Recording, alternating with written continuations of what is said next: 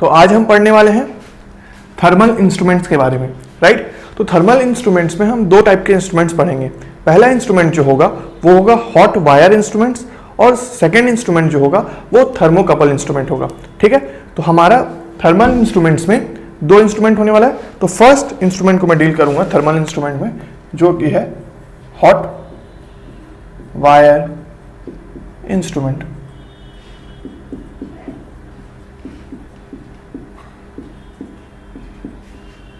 Hot wire instrument, अब देखो इसमें होता क्या है। फर्स्ट थिंग, ये किस प्रिंसिपल में वर्क करता है, तो it works on the principle of heating. ये जैसे जैसे आप इंस्ट्रूमेंट का तापमान बढ़ाते जाओगे, टेम्परेचर बढ़ाते जाओगे, वैसे वैसे ये आपको रीडिंग देगा। तो मतलब कि पूरा खेल इसमें, जैसे कि नाम देखो, थर्मल इंस्ट्रूमेंट की बात कर रहा हूं मैं। थर्मल मतलब क्या होता है, टेम्परेचर से रिलेशन, है ना। तो जो भी इंस्ट्रूमेंट अभी हम पढ़ेंगे वो सब कैसे वर्क करेंगे, टेम्परेचर के हिसाब से वर्क करेंगे, राइट। तो ये क्या है, थर्मल इंस्ट्रूमेंट में पहला instrument hot wire instrument, it works on the principle of heating, right. It works on the principle of heating. तो यहां पे मैं फर्स्ट पॉइंट लिख रहा हूं, it works on the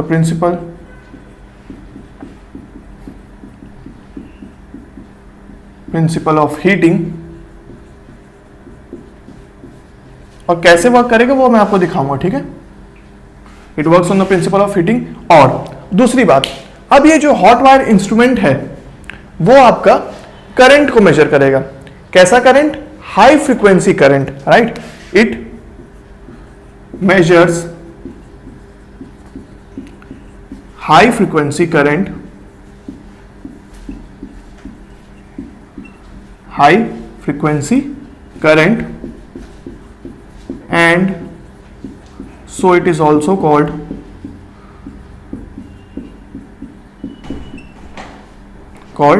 hot wire ammeter, ठीक है।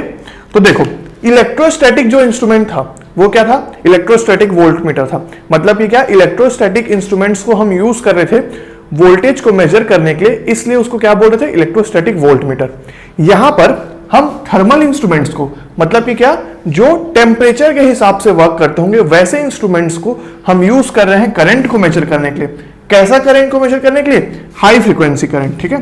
तो करंट कैसा होना चाहिए, हाई फ्रीक्वेंसी करंट होना चाहिए। उसको मेजर करने के लिए हम यूज कर रहे हैं, इसलिए हम इसको क्या बोल रहे हैं, हॉट वायर एमीटर, राइट। तो ये works on the principle of heating और ये हाई फ्रीक्वेंसी करंट को मेजर करता है। अब आप देखो, क्योंकि ये टेम्परेचर के हिसाब से वर्क करता है तो हीटिंग प्रोसेस इसमें इन्वॉल्व है ना। और ये जो रिस्पॉन्स होता है ना कि टेम्परेचर के ऊपर डिपेंडेंट होने का, वो इसके ऑपरेशन को स्लो बना देता है। और यही इसका डिसएडवांटेज है कि ये स्लो है और स्लगिश है, मतलब कि बहुत धीरे काम करता है, इसमें रीडिंग्स आपकी धीरे धीरे आएंगी। तो इसका डिसएडवांटेज मैं यहां पे लिखता हूं,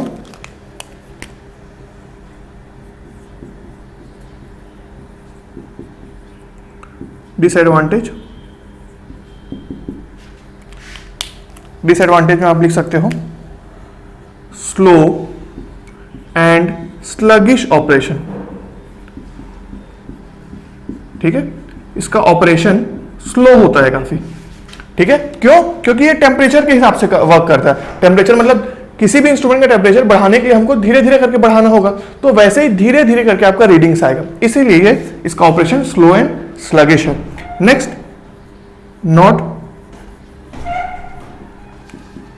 not used for overloading condition।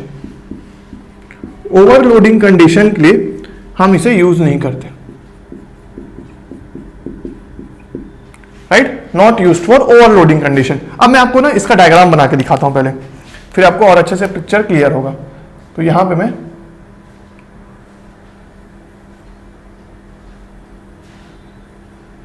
Wire लिया, ठीक है। तो ये हमारा वायर हो गया। अब ये जो वायर है ये कोई ऐसा वैसा वायर नहीं होगा, क्योंकि हम क्या चाहते हैं कि ये जो वर्किंग है ये आपका हीटिंग पे वर्क करे। तो ऐसा वायर जो आपके हीटिंग को रिस्पॉन्स करे, मतलब कि टेम्परेचर जैसे बढ़े या घटे तो वो तुरंत रिस्पॉन्स कर पाए, तभी हम वैसा वायर लेंगे, राइट। तो यहां पे ये किसका वो बना होता है, ये बना होता है आपका प्लैटिनम प्लैटिनम और इरिडियम का वायर, ठीक है। प्लैटिनम और इरिडियम का वायर हम लेते हैं ताकि हमको टेम्परेचर के हिसाब से जो रीडिंग्स हो वो अच्छे से मिल पाए। अब आप देखो यहां पे वायर हो गया हमारा, और यहां से अब मैं एक थ्रेड ले रहा हूं, ये क्या है, थ्रेड है। अब इस थ्रेड को मैं पास कर रहा हूं एक पुली के थ्रू, ठीक है, पुली। तो ये क्या है, पुली। पुली आपको पता है जो हम वेल्स में देखते हैं, कुएं से जो पानी निकालने के लिए हम बाल्टी को नीचे फेंकते हैं तो उसमें से जो पानी निकालते हैं उस थ्रेड रस्सी को फंसाने के लिए हम पुली का यूज करते हैं। तो वैसे ही यहां पे भी एक थ्रेड है और ये पुली है आपका, और इस पुली से होते हुए आपका स्प्रिंग आएगा,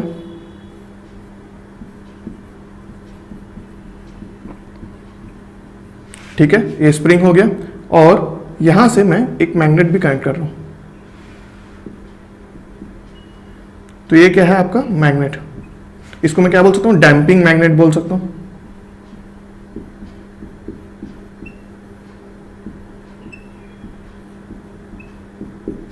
ठीक है, डैम्पिंग मैग्नेट क्यों यूज कर रहे हैं, टू प्रोवाइड डैम्पिंग टॉर्क, ठीक है। स्प्रिंग क्यों यूज कर रहे हैं, to provide controlling torque, right. Pulley क्यों यूज कर रहे हैं, ताकि ये जो थ्रेड है इस पुली के ऊपर अच्छे से रोटेट कर पाए, ठीक है ना, राइट। अब इस पुली से मैं एक पॉइंटर कनेक्ट कर रहा हूं,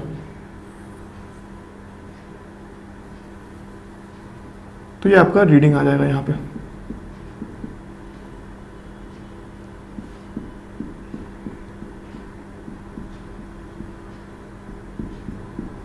राइट। तो ये पॉइंटर हो गया और ये आपका स्केल हो गया, ये पॉइंटर और ये स्केल। और इस पूरे सर्किट को अगर मैं एक बॉक्स के अंदर रख दूं,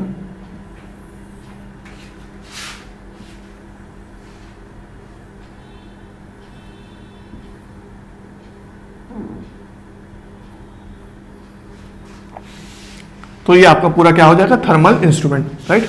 ये आपका हो गया थर्मल इंस्ट्रूमेंट, राइट। तो अब आपको इसका वर्किंग समझाता हूं कैसे होता है। यहां से हम एक हाई फ्रीक्वेंसी करंट पास करते हैं, राइट। यहां से मैंने एक हाई फ्रीक्वेंसी करंट पास किया।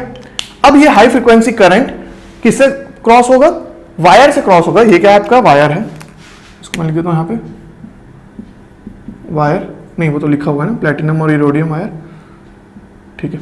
हाँ, तो यहां पे देखो ये वायर किससे पास हुआ, प्लैटिनम और इरिडियम वायर से पास हुआ, ठीक है। क्यों प्लैटिनम और इरिडियम लिए, क्योंकि वो टेम्परेचर के साथ अच्छा रिस्पॉन्स करते हैं, इसलिए हम प्लैटिनम और इरिडियम वायर लिए, ठीक है। क्योंकि ये पूरा का पूरा खेल किससे होगा, टेम्परेचर डिपेंडेंट होगा, इसलिए हम प्लैटिनम और इरिडियम का वायर यूज किए हैं।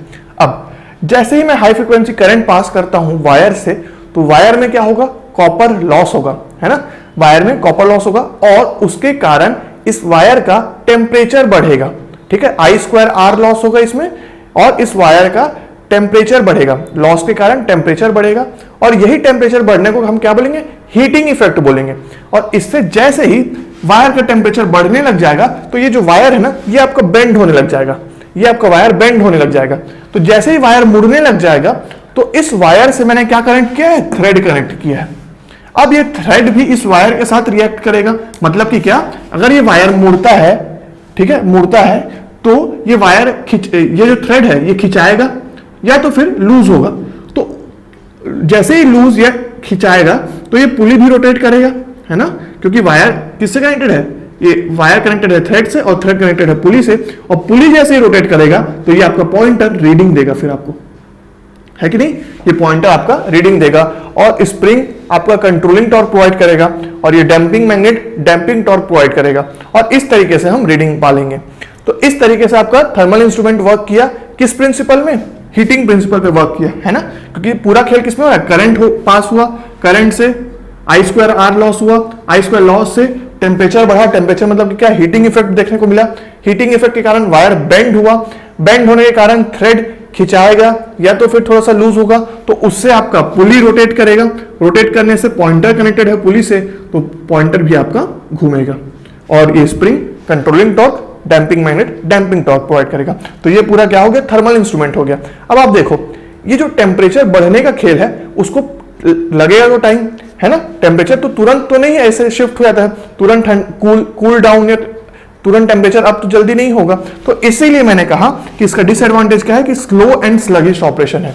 क्यों? क्योंकि टेम्परेचर बढ़ने में, वायर को बेंड होने में इसमें टाइम लगेगा, इसलिए इसको क्या बोलेंगे, स्लो एंड स्लगिश ऑपरेशन। और ये आपका हो गया वर्किंग प्रिंसिपल। ठीक है, ये चीज। और इसमें आप क्या देख सकते हो, इसको मैं ऐसा करता हूं, इसके एडवांटेजेस भी हैं, वो थर्मल इंस्ट्रूमेंट के सारे के एडवांटेजेस होंगे, उसको मैं आपको थोड़ा सा देर में बताता हूं थर्मोकपल इंस्ट्रूमेंट पढ़ने के बाद। तो ये आपका फर्स्ट क्या हो गया, हॉट वायर इंस्ट्रूमेंट हो गया। अब मैं बात करने वाला हूं सेकेंड इंस्ट्रूमेंट, जो कि क्या होगा हमारा थर्मोकपल इंस्ट्रूमेंट। तो यहां पे मैं थर्मोकपल इंस्ट्रूमेंट की तरफ चलता हूं। ये पॉइंट आप नोट कर लिए होंगे अच्छे से। ठीक है, बेसिक हमको इंफॉर्मेशन बस होना चाहिए इसमें थ्योरी पॉइंट ऑफ व्यू से, क्योंकि ऑब्जेक्टिव क्वेश्चन आ सकते हैं इसमें से, ज्यादा कोई न्यूमेरिकल बेस्ड क्वेश्चन नहीं आएगा।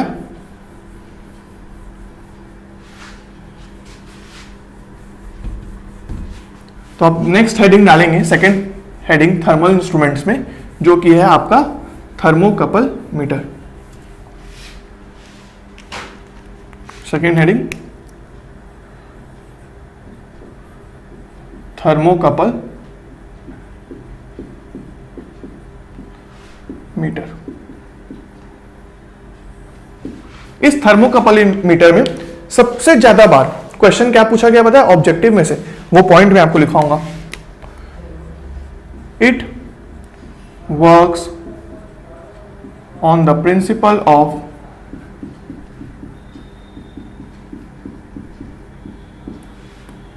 सी बैक इफेक्ट। ठीक है, तो ये किस प्रिंसिपल पे वर्क करता है, ये वर्क करता है सी बैक इफेक्ट पे, राइट। अब ये सी बैक इफेक्ट क्या होता है, यही अब इसको मैं समझाता हूं, राइट।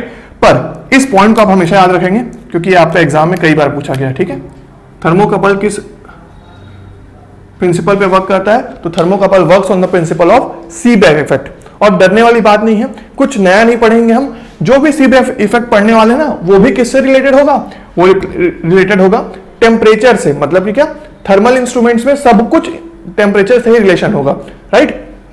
तो देखो मैं आपको सी बैक इफेक्ट समझाता हूं कि क्या होता है सी बैक इफेक्ट। तो यहां पे मैं लिख सकता हूं, देखो एक डायग्राम बनाता हूं।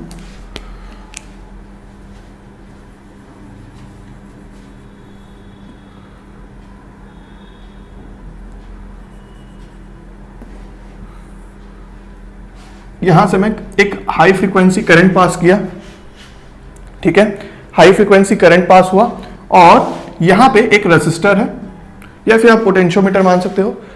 ठीक है, अब यहां से मैं दो conducting material, electrically conducting materials को, ठीक है, दो इलेक्ट्रिकली कंडक्टिंग मटेरियल्स को कनेक्ट कर रहा हूं। ठीक है, कैसे कनेक्ट कर रहा हूं, देखो ये पॉइंट,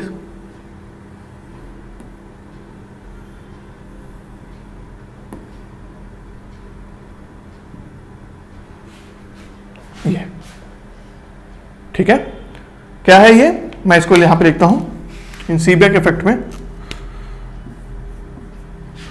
टू डिसिमिलर, पहले लिखता हूं, टू डिसिमिलर इलेक्ट्रिकली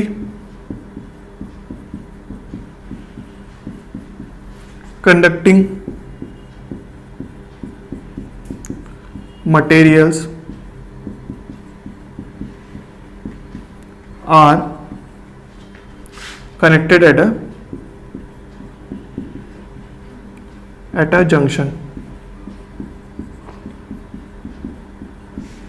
ठीक है, मतलब कि क्या होगा कि एक पॉइंट पे दो देखो, दोनों अलग अलग वायर है ना, ये देखो एक वायर ये, दूसरा वायर ये, राइट। तो दो अलग अलग वायर को मैं ऐसे करके जोड़ दिया हूं, इस पॉइंट से जोड़ दिया हूं, दोनों अलग अलग वायर है। कैसे वायर है, इलेक्ट्रिकली कंडक्टिंग मटेरियल्स हैं दोनों, पर अलग अलग है। कौन कौन से वायर यूज कर सकते हो आप, देखो इसमें आप यूज कर सकते हो फिर से प्लैटिनम को, और दूसरा रोडियम को, और भी कॉम्बिनेशंस हैं, उसको आप नेट में आराम से सर्च कर सकते हो, पर जनरली हम प्लैटिनम और रोडियम को यूज करते हैं। ठीक है। तो और भी कॉम्बिनेशन आप देख सकते हो कि कौन कौन से डिसिमिलर मटेरियल्स को हम यूज कर रहे हैं। अब देखो, जैसे ही हाई फ्रीक्वेंसी करंट यहां पे पास हुआ, यहां से जंक्शन कनेक्टेड है, तो एक करंट I1, दूसरा करंट I2 इधर फ्लो होने लग जाएगा, है कि नहीं? करंट डिवाइड हो गया क्योंकि जंक्शन तो वहां पे कनेक्टेड है। I1 करंट इसमें गया, I2 करंट इसमें गया। अब फिर से वही कहानी कि I1 और I2 करंट फ्लो होने के कारण ये दोनों वायर्स में, दोनों अलग अलग वायर्स में क्या होगा? हीटिंग इफेक्ट देखने को मिलेगा। क्यों हीटिंग इफेक्ट देखने को मिलेगा? क्योंकि इसमें I2R लॉस होगा। I2R लॉस होने से टेम्परेचर बढ़ेगा। टेम्परेचर बढ़ना मतलब कि क्या? हीटिंग इफेक्ट देखने को मिलेगा। तो सपोज करो, अब क्योंकि दोनों अलग अलग वायर्स हैं, है ना, दोनों अलग अलग वायर्स हैं, दोनों की अलग अलग प्रॉपर्टी होगी, तो ऐसा तो हो नहीं सकता ना कि एक वायर और दूसरा वायर दोनों एक ही टेम्परेचर पे आ जाए। नहीं, दोनों के टेम्परेचर अलग अलग होंगे, है ना। एक ज्यादा गर्म होगा, एक कम गर्म होगा, राइट। तो वो वायर के ऊपर डिपेंड करेगा। तो सपोज करो प्लैटिनम जो है वो T1 टेम्परेचर पे है और ये क्या है? T2 टेम्परेचर पे है। ठीक है, मैं फिर से रिपीट कर रहा हूं। हमने क्या किया? थर्मोकपल मीटर को स्टार्ट किया है, जिसमें मैंने ये बोला कि ऑब्जेक्टिव पॉइंट ऑफ व्यू से ये पूछा गया है कि किस प्रिंसिपल पे थर्मोकपल मीटर वर्क करता है। तो उसमें आप क्या बोलोगे? It works on the principle of Seebeck effect. Seebeck effect क्या होता है कि जब भी हम दो डिसिमिलर, यहां पे कैच क्या है? डिसिमिलर वायर्स को जोड़ते हैं, डिसिमिलर वायर्स को जोड़ते हैं और दोनों को अलग अलग तरीके से हीट करते हैं। मतलब कि क्या? ये देखो, I1 करंट इसमें गया, I2 करंट इसमें गया। एक हाई फ्रीक्वेंसी करंट मैंने भेजा, करंट डिवाइड हुआ, इक्वल करंट नहीं जा रहा है, अलग अलग करंट जा रहा है। ठीक है, I1 और I2। अब I1 और I2 के कारण ये वायर और ये वायर, इसको मैं ऐसा करता हूं, दूसरे कलर से दिखा देता हूं आपको।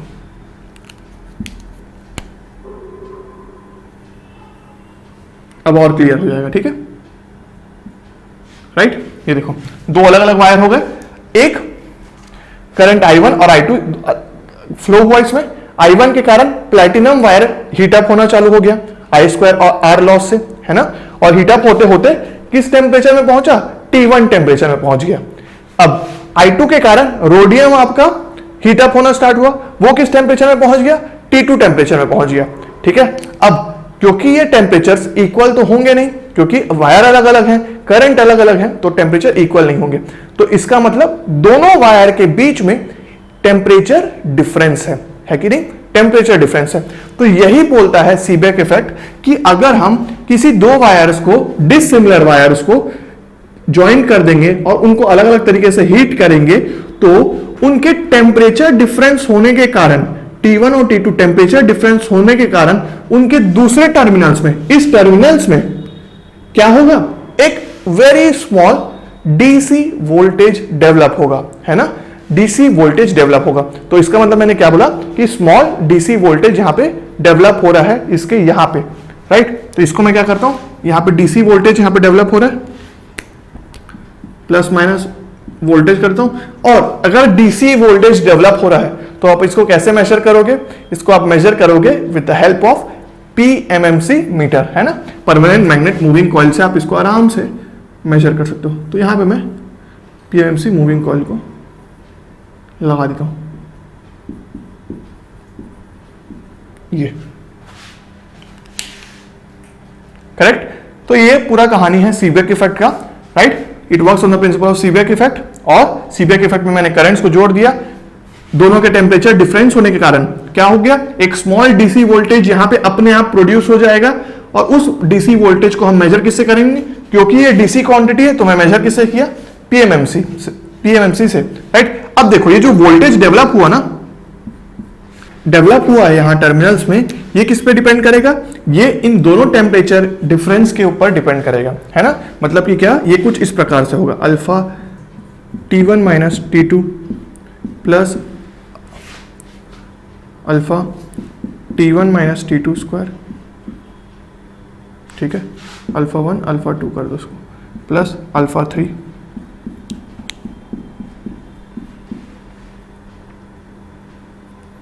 क्यूब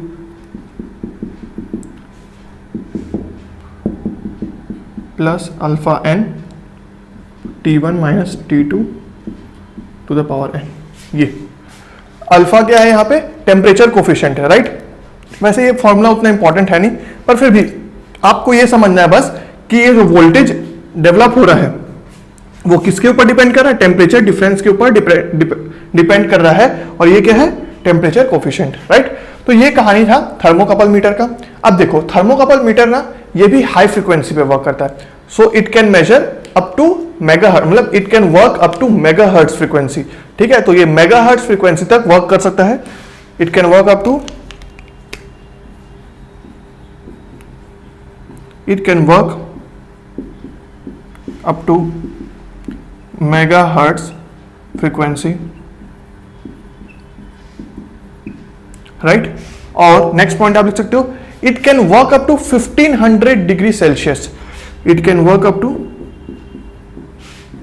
मतलब कि ये 1500 डिग्री सेल्सियस तक भी काम कर सकता है, ठीक है।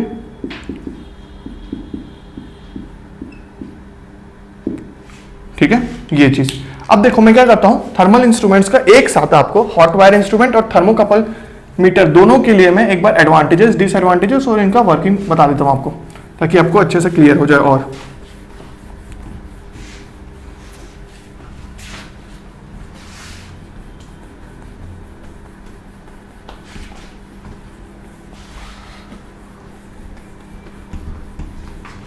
राइट, तो यहां पे मैं क्या कर रहा हूं, थर्मल इंस्ट्रूमेंट्स में थर्मोकपल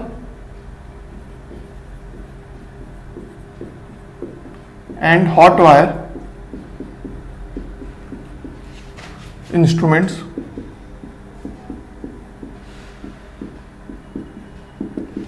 का पहले क्या डिस्कस करने वाला हूं, डिसएडवांटेजेस। डिसएडवांटेजेस लिखता हूं,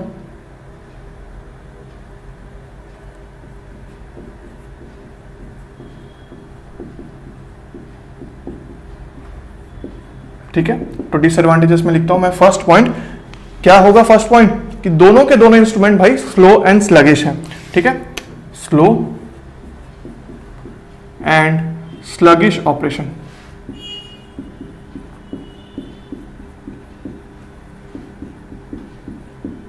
ठीक है। स्लो और स्लगिश ऑपरेशन मतलब ये धीरे धीरे काम करेंगे क्योंकि टेम्परेचर के ऊपर डिपेंड करते हैं। दोनों के दोनों ओवरलोडिंग कंडीशन में यूज नहीं हो सकते, ठीक है, can not be used for overloading condition,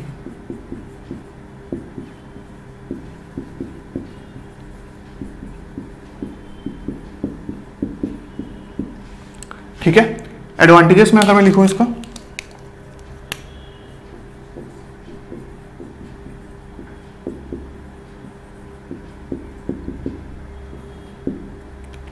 ठीक है, तो इसमें क्या होता है, क्योंकि ये टेम्परेचर के हिसाब से वर्क करते हैं इसलिए इनका इलेक्ट्रोस्टैटिक फील्ड और मैग्नेटिक फील्ड का इन पे कोई असर नहीं होता है, ठीक है। तो इसके लिए इलेक्ट्रोस्टैटिक फील्ड और मैग्नेटिक फील्ड का इनके ऊपर कोई असर नहीं होता थर्मल इंस्ट्रूमेंट्स के ऊपर, ये इनका एडवांटेजेस है, ठीक है। तो यहां पे मैं लिखता हूं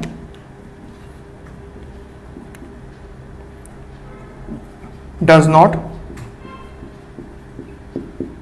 have any effect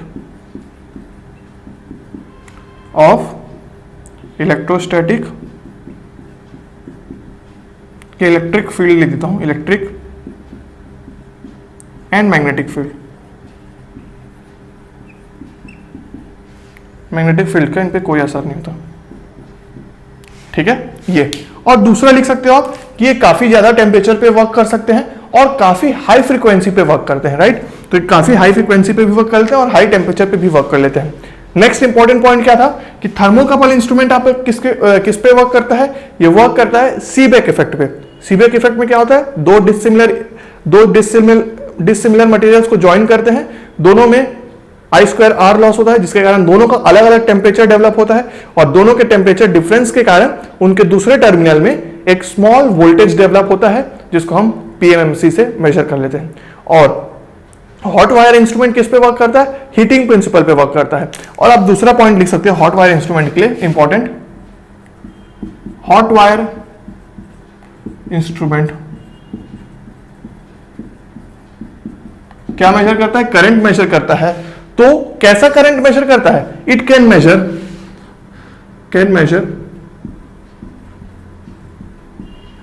major both AC and DC currents.